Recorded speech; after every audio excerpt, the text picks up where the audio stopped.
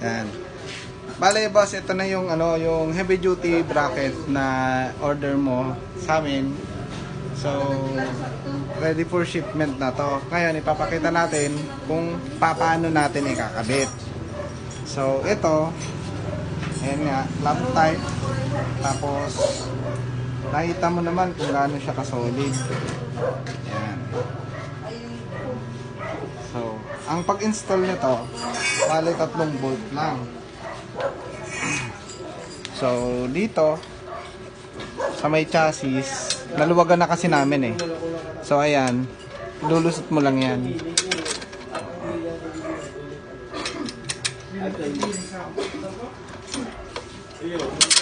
Ayan. So, ganyan.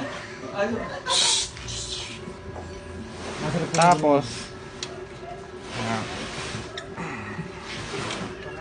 ayan.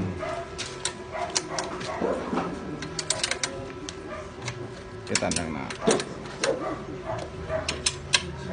Tansyahan lang yung paghigpit para ano, umabot yung tornilyo.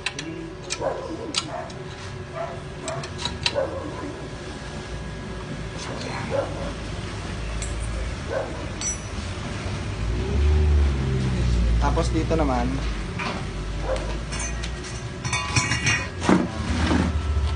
so dito kasi kaya siya may space, gawa ng may plastic kasi yan.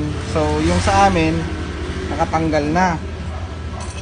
Tapos itong ano namin, itong motor ko, bali lost thread na yung ano, yung pinagpapasukan ng bolt.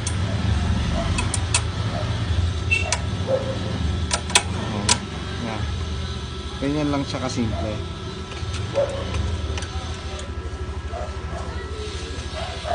Kapitan mo, kunin mo ko yung gis. Yung gis.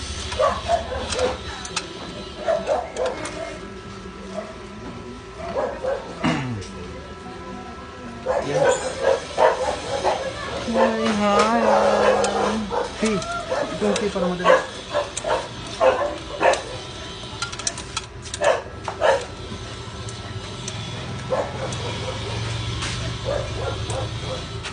So, ayan.